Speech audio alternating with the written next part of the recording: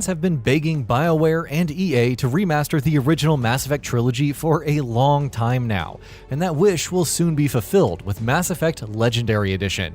Announced a couple of months ago, BioWare recently revealed a bunch of new details on the game in an online event streamed for the media, which we were able to check out, and here we're going to talk about the key details that we were able to parse from that event.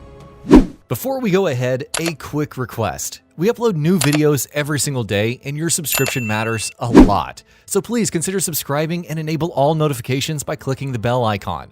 With that out of the way, let's begin. Still on Unreal Engine 3. The original Mass Effect trilogy was built entirely on Unreal Engine 3, and that's the engine that the remaster trilogy is sticking to as well.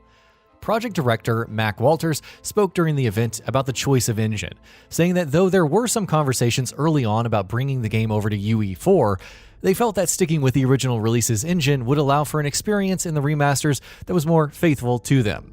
That, and the fact that there are no one-to-one equivalents in UE4 for certain aspects of its predecessor, meant that BioWare ended up deciding to stick with Unreal Engine 3.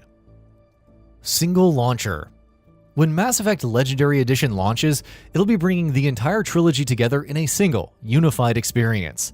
There's plenty of work that's gone in to ensure that a unified nature can be seen in the visuals and gameplay elements as well, but that'll be truer even on a more fundamental level. All three games will be in a single package, in a single launcher, with players selecting whichever of the three they want to play from a single menu screen. Mass Effect 1's improvements are much more radical than 2 and 3. Something that was made abundantly clear by BioWare, even though they didn't outright say it in as many words, is that the improvements they've made to Mass Effect 1 are much more significant than those for Mass Effect 2 and 3. And honestly, that makes perfect sense. Mass Effect 1 is over 13 years old at this point, and it hasn't aged particularly well from a gameplay perspective, especially compared to its successors. Its visuals too don't hold up well from a technical perspective in today's day and age. And Legendary Edition is making a lot of improvements to ensure that the game receives an appropriately significant facelift. Visual upgrades. Mass Effect Legendary Edition is going to run at 4K and 60 FPS with support for HDR, but the remaster is more than just a simple upres.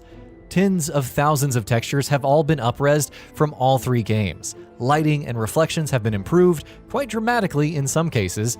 Assets and models look better, and things such as ambient occlusion, bokeh field of depth, volumetrics and fog, subsurface scattering, and more help scenes look much better than in the original games. Environments and levels. From what we've seen of Mass Effect Legendary Edition, the visual enhancements that are most blatantly visible are the ones they've made on a larger scale to environments and levels. BioWare showcased several scenes from Mass Effect 1, and while keeping the art from the original game intact, they've made changes to lighting and added more elements like additional foliage, smoke, fog, fire, and more.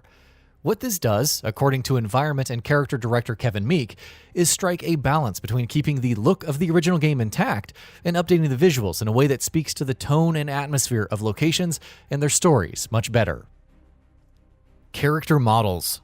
Something that BioWare seems to have focused specifically on during Legendary Edition's development is your squad mates, which makes sense because they are, after all, the heart and soul of Mass Effect.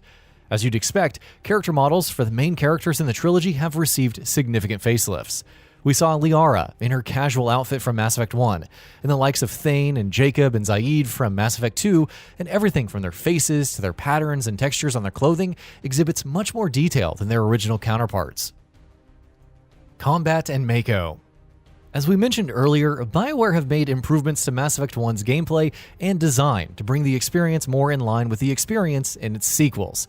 And as most series fans would tell you, the combat and the Mako sections were in need of significant upgrades. As per producer Crystal McCord, knowing full well that Mass Effect 1's combat wasn't at the same level as ME2 and 3, which were far more refined as third-person shooters, shooting in the first game's remaster has been made snappier and smoother. Driving in the Mako has also been improved, though BioWare did not go into too much detail about what exactly those improvements are. More gameplay improvements. While speaking about the gameplay improvements being made in Legendary Edition, BioWare also briefly showed a whole list of other finer changes that are also being made in this remaster. A dedicated melee button in Mass Effect 1, better autosave placements, improved first aid cooldowns, improvements to enemy AI and squad controls, rebalancing of XP and progression, removing class-based weapon restrictions, improved boss fights, and more. There's a whole list of improvements here that will hopefully come together in a significant way. Inputs. Some other gameplay improvements made to Mass Effect 1 were also detailed. Notably, the game will finally have controller support on PC, while other changes have also been made to inputs such as controller mapping and key binding options.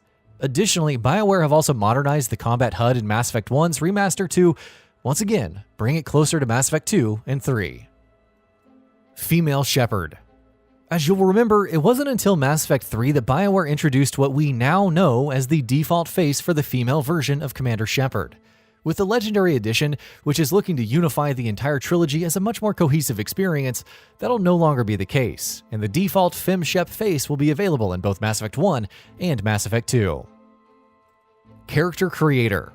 Of course, players don't have to go with the default face for Commander Shepard's male or female versions. Mass Effect has always allowed you to create your own custom look for Shepard, and that character creation element is also receiving upgrades in Legendary Edition. The character creator will be unified across all 3 games, and will feature more customization options than the originals for things such as skin tone, hairstyles, and more. No PC-specific visual enhancements. In response to a question about whether or not Mass Effect Legendary Edition will feature PC-specific enhancements like ray tracing, BioWare confirmed that that's not going to be the case. That said, improvements targeted specifically for PC have been made.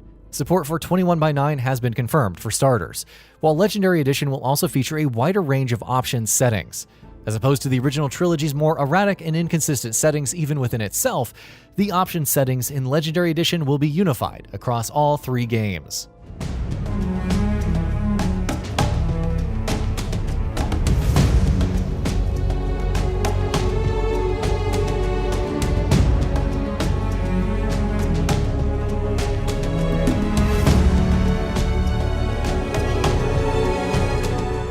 So, what are your thoughts on this? Go ahead and share them in the comments below. And if you liked this video, please subscribe to the channel and enable all notifications by clicking the bell icon to get new video updates.